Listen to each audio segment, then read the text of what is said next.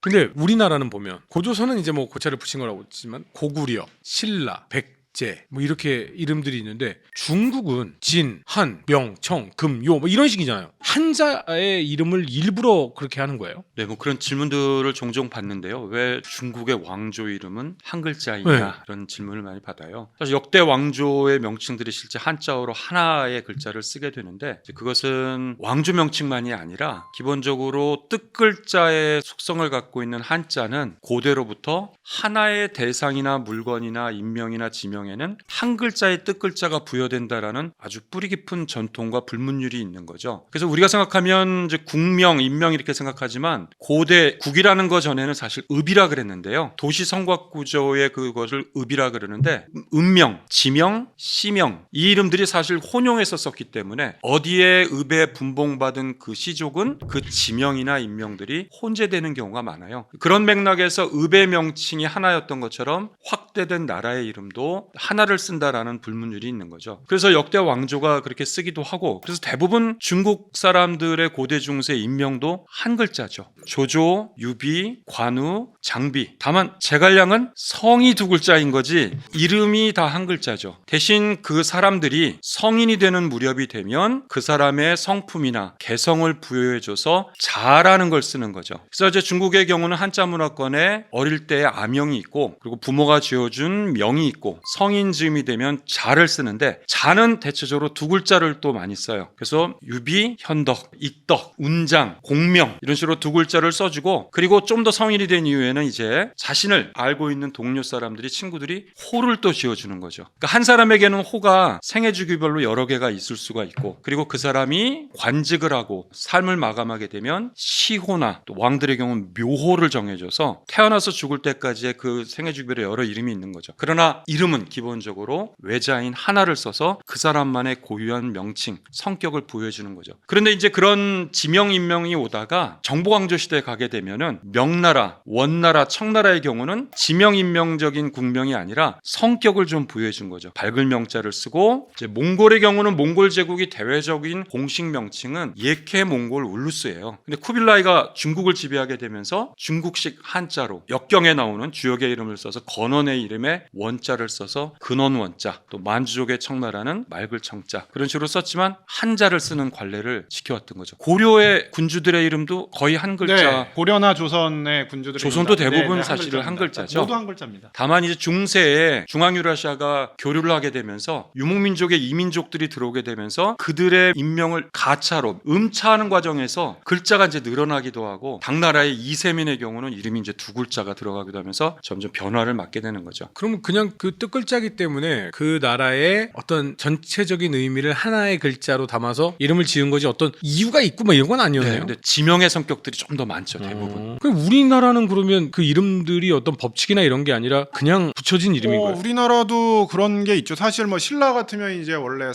사라잖아요. 사로국. 이게 이제 사실 의미가 뭔지는 잘 모르겠어요. 근데 이제 중국적인 뭐 그런 건 아닌 것 같고 분명히 토속적인 아니겠네요. 이제 네네. 뭔가가 있을 건데 이제 이렇게 가다가 나라가 커져요. 커지면 그냥 좀 촌스럽잖아요. 중국의 입장에서. 그러니까 이거를 바꾸는데 이걸 뭐 이제 중국식의 그런 스타일이 아니라 원래 이름을 조금 더 세련되게. 그럼 이제 신라가 되는 거예요. 중국적인 의미로 보면 새로울 신의 비단라자 얼마나 이쁜 이름입니까? 근데 우리만 한 글자를 쓰는 거야. 그래서 다른 나라는 두 글자를 주는 거예요. 어떤? 중국은 한 글자를 쓰잖아요. 토속의 이름이죠. 중국에서 이건 주어진 이름이 아니라 아. 우리가 주장하는 거고 사실 고구려의 계승국가라는 걸 본인이 보여주기 위해서 고려를 쓰는 거예요. 그래서 실제 이제 중국의 정사 역사서들 이제 고려전을 보면은 딱 고려 얘기할 때 시조는 이제 고씨였다. 고씨였는데 뭐 당태종의 공격 저쩌고 하다가 이제 지금은 왕씨다. 그래서 중국 왕조에서는 다 고구려를 하나로 이제 보거든요. 그러니까 그건 고려에서는 이제 필요에 따라서 신라를 극복해야 되니까 고구려를 계승했다는 걸 내오는 거고 조선 같은 경우는 약간 좀 이제 이성계가 명나라 주원장한테 이름을 이제 두 개를 주죠. 두 개 중에 하나를 지어달라. 이제 하나 조선하고 화령인데 화령이 카라코름 원나라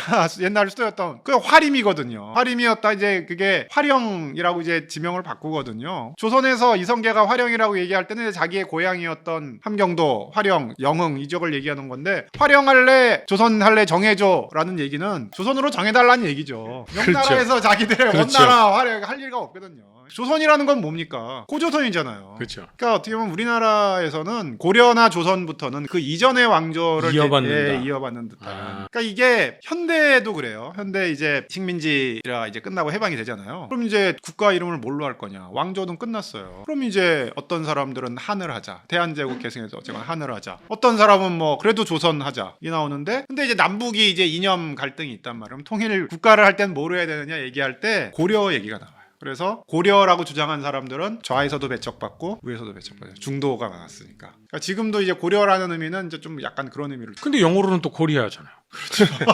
그리고 또 이게 그 한국 그 정식 국명의 약칭의 경우에도 제가 기억하기로는 굉장히 예전에 20세기 동안에는 대한으로 더 많이 쓰였었는데 그러다가 한국으로 쓰이다가 요즘에는 풀 명칭인 대한민국으로 더 많이 쓰는 그런 또 약간의 그 시대 흐름에 따라서 바뀌는 그런 모습도 있는 것 같아요. 그러니까 이제 남한은 계속 한이라는 걸 이어왔고 북쪽은 조선이라는 걸 쭉 이어왔죠. 아마도 남북한이 통일되면 국가 명칭에 대한 국민 투표에 네. 준하는 뭔가 합의를 해야 되겠죠. 네. 그래서 저는 이제 고려를 밀고 있는 거예요.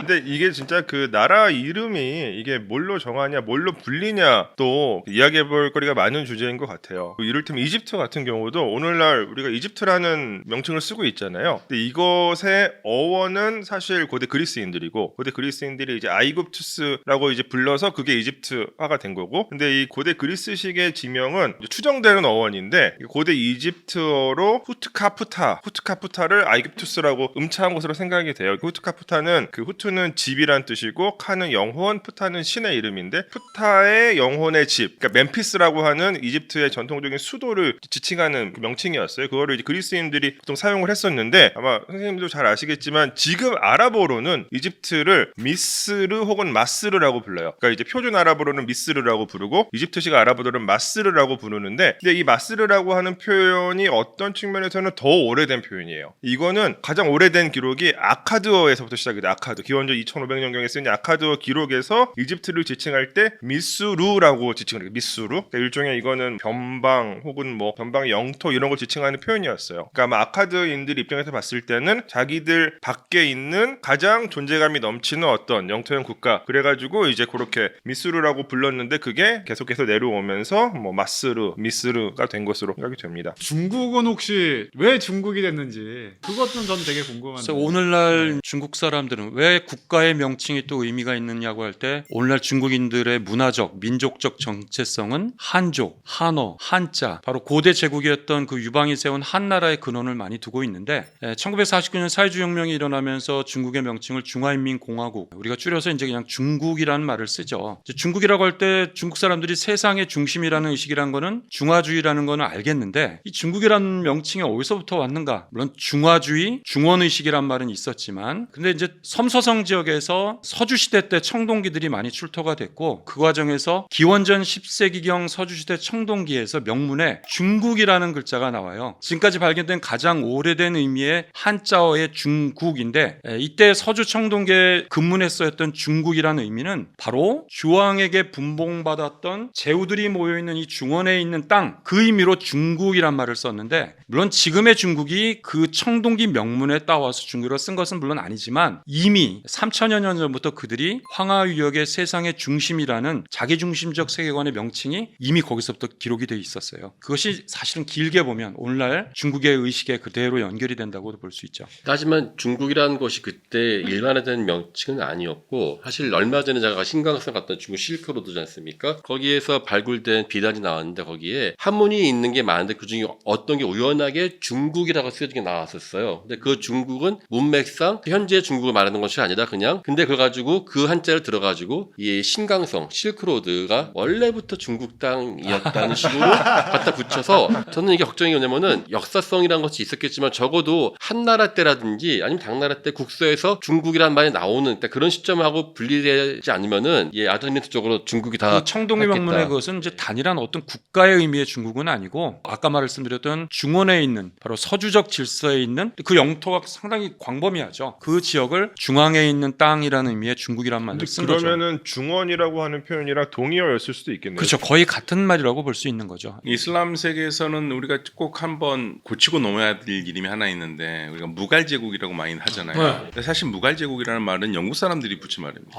예, 그러니까 인도 페르시아어 계통으로 이게 무갈을 하면은 이게 몽골이라는 뜻이거든요. 그러니까 이게 소위 말해서 몽골 제국의 후예들이 만든 게 영국이 1857년에 멸망시킨 무갈 제국인데 그럼 이 사람들은 자기 스스로를 뭐라고 불렀느냐? 구르칸이라고 불렀습니다. 구르칸은 그 학자들은 거의 예외 없이 이 단어가 몽골어에서 사위를 뜻하는 쿠라간에서 나왔다고 보고요. 그래서 구르칸 하면은 이제 사위, 구르칸이안 하면은 사위들이라는 뜻으로 자기는 스스로 이렇게 불렀다는 거예요. 그럼 누구의 사위냐? 징기스칸의 사위.